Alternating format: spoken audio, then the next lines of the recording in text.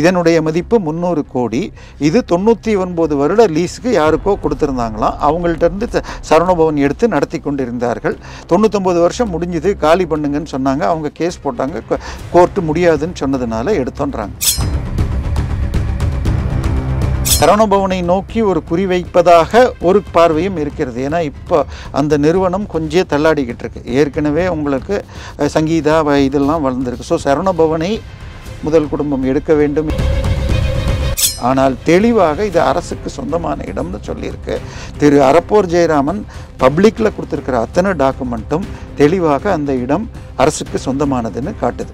அப்படி இருக்கும் காலகட்டத்தில் இது 15 கிரவுண்டு 300 கோடின்னா ஒரு ஏக்கர் 18.15 ஏக்கர், 4 ஏக்கர்னு போட்டிங்கன்னா 4 18 54 72 ப்ளஸ் ஒரு பாதி 8 80 கிரவுண்டு. அப்போது 15 கிரவுண்டு 300 கோடின்னு போட்டால் 80 கிரவுண்டு 1500லேருந்து 2000 கோடி வருகிறது. அதனால் இது எல்லாமே அடுத்த சில நாட்களில் வரும். பட் முக்கியமாக 1500 கோடி தமிழக மக்களின் நிலம் ஒரு மந்திரியின் கையில் இருக்கு. அது மீட்கப்பட வேண்டும் என்ற கோரிக்கை வலைதளங்களில் வலுவாக இருக்கிறது. அந்த சர்வே நம்பர் தெளிவாக ராம்சார் வனத்தில் தான் இருக்குது. இப்போ முதல்ல இல்லைன்னு சொன்னாங்க. நேற்றுக்கு கடைசியாக கொடுத்துருக்கிற கிளாரிஃபிகேஷன், ராம்சேர் நிலம் என்பது முழுமையாக சர்வே செய்யப்பட்டு ஒதுக்கப்படலை. அதை ஒட்டியே கூட சில தனியார் பட்டா நிலங்கள் இருக்கிறது. அதில் தான் இது வருதுங்கிறார். நீங்கள் கேட்ட அமைச்சர் தான் ஏடிஎம் நம்பர் 1ஆக மாறி இருக்கிறார். டாஸ்மாக் கூட 2வது இடத்திற்கு வந்துவிட்டது என்றும் சொல்லப்படுகிறது. அவர் தான் அண்ணாமலையை பற்றியும் லீக் பண்ணி விட்டதுன்னு சொல்கிறாங்க. ஸோ நிச்சயமாக இது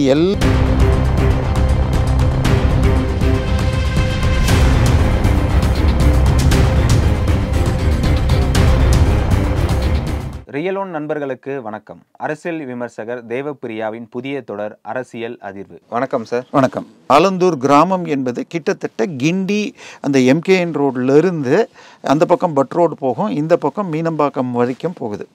இதில் பல இடங்கள் முழுமையாக அரசுக்கோ இல்லத்துக்கு கண்டோன்மெண்ட்டுக்கு சொந்தமான இடங்கள். உதாரணமாக எஸ்பிஐ கிண்டி இருக்கிறது கண்டோன்மெண்ட்டுக்கு சொந்தம். ஆனால் மாதம் 30 லட்சம் வேறு யாரோ வாடகை வாங்கிட்டு இருக்காங்கன்னு அரப்போர் ஜெயராமன் சொன்னார். இதில் இப்போ இந்த இடம் இது 15 கிரவுண்டு கிட்ட இருக்கிறது. இதனுடைய மதிப்பு 300 கோடி. இது 99 வருட லீஸுக்கு யாருக்கோ கொடுத்துருந்தாங்களாம். அவங்கள்ட்ட இருந்து சரவணபவன் எடுத்து நடத்தி கொண்டிருந்தார்கள். 99 வருஷம் முடிஞ்சது, காலி பண்ணுங்கன்னு சொன்னாங்க. அவங்க கேஸ் போட்டாங்க, கோர்ட்டு முடியாதுன்னு சொன்னதுனால எடுத்தோன்றாங்க. ஆனால் அரப்போர் ஜெயராமன் அவர்கள் கொடுத்துள்ள அந்த லிஸ்ட் என்பது இந்த ஒரு சர்வே நம்பரில் இதுக்கு முன்னாடியே உங்களுக்கு இந்த பக்கம் பார்த்தீங்கன்னு சொன்னால் கோயிலுக்கு சொந்தமான ஒரு 1.1 ஏக்கர் வன்னியர் சங்கம் வச்சிருந்து அதை மீட்கணும்னு சொல்லி போய் அதுக்கு 150 கோடி என்னமோ சொன்னாங்க. இன்னொரு 1 கோடி இதுக்கு தொடர்புடைய இடம் சொல்லிட்டு 800 கோடி நிலத்தை அது அங்கே இந்தியன் பேங்க்கு ஒரு சர்ச்செல்லாம் இடிக்கிற மாதிரி ஒரு காட்சி வந்தது. இப்போ இது பட் ரோட் பக்கத்தில், இது நம்ம ஏர்போர்ட்டுக்கு போகிற பக்கத்தில், இதுக்கு போகிற வழியில் இந்த சரவணபவன் பக்கத்திலேயே திரு ராஜகண்ணப்பன் கம்பெனி மகன்கள் பெயரில் இருக்கிற ஒரு இடத்துக்கு 4.5 ஏக்கர், கிட்டத்தட்ட 4.5 ஏக்கர் இடம். அந்த இடம் அரசுக்கு சொந்தமானது அப்படின்னு தெளிவாக பல ஆதாரங்களை இவங்க எடுத்து வச்சாங்க. ஆனால் அதை எதுவுமே கண்டுக்காம இந்த அரசு விட்டு கொண்டிருக்கிறது. இப்போ இந்த இடம் தெளிவாக லீஸ் கொடுக்கப்பட்டிருக்கு. ஆனால் அந்த இடம் அரசுக்குத்தான் சொந்தம். கடைசியாக 2017 வழக்கில் வந்தப்போ தமிழக அரசு சார்பாக வழக்கறிஞர் வரலன்னு சொல்லிட்டு அரசாங்கத்துக்கே அக்கறை இல்லைன்னா நான் என்ன பண்ணுறது, கேஸை டிஸ்மிஸ் பண்ணுறேன்னு இது பண்ணிடுச்சு. ஆனால் தெளிவாக இது அரசுக்கு சொந்தமான இடம்னு சொல்லியிருக்கு.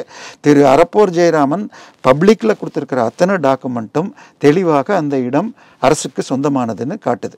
அப்படி இருக்கும் காலகட்டத்தில் இது 15 கிரவுண்டு 300 கோடின்னா ஒரு ஏக்கர் 18.15 ஏக்கர், 4 ஏக்கர்னு போட்டிங்கன்னா 4 18 54 72 ப்ளஸ் ஒரு பாதி 8 80 கிரவுண்டு.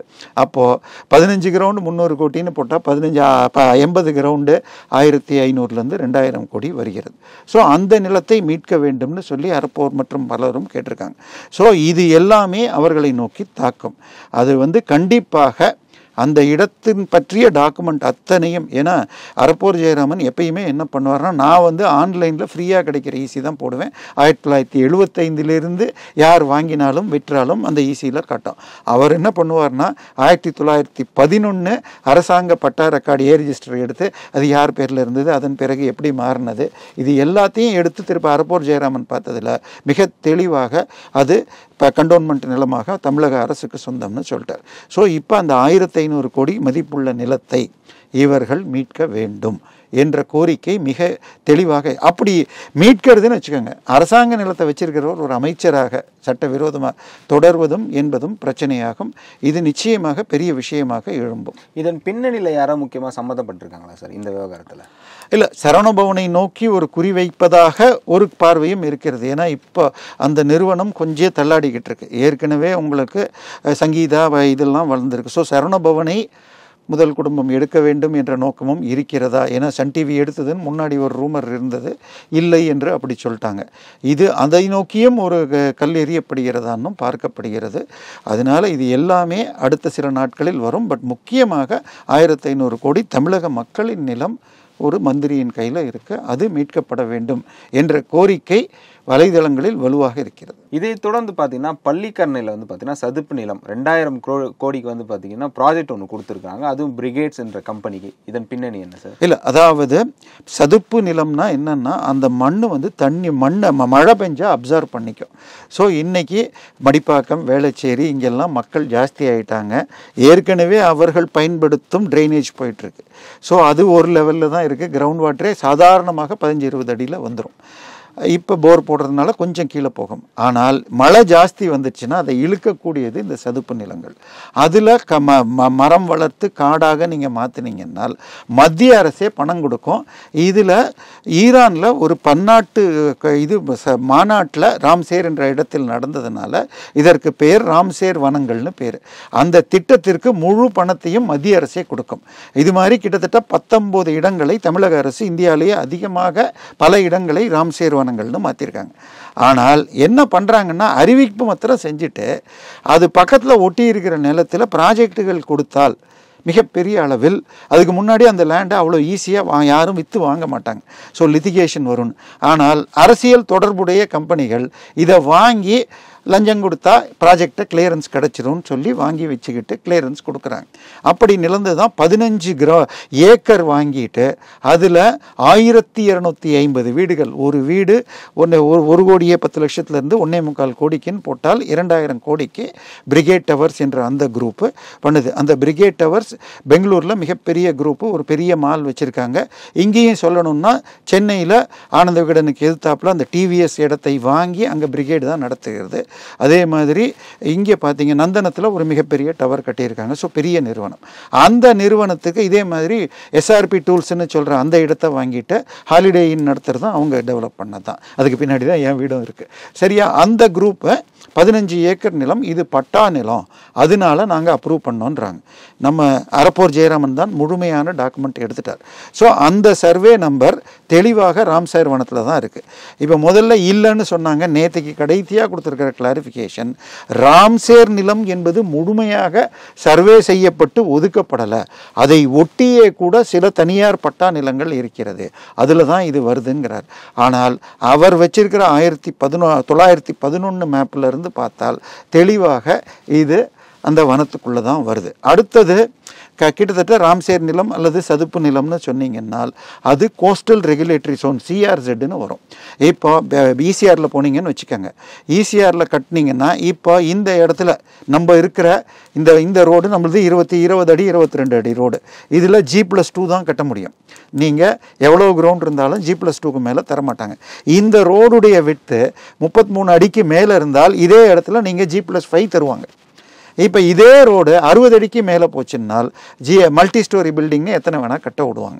ஏன்னா அப்படி இருந்தால் தான் அவ்வளோ வீட்டுக்குள்ளே கார் பார்க்கிங், ரோடு வர்றதுக்கு, வண்டிகள் வர்றதுக்குள்ள அமைப்பு கிடைக்குங்கிறது.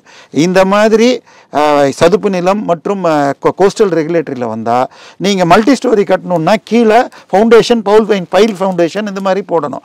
அப்படி போட்டால் அந்த நிலம் தாங்காதுன்னு சொல்லிட்டு இதில் FSI 0.9 தான் கொடுப்பாங்க, G+1 தான் கட்டணும்.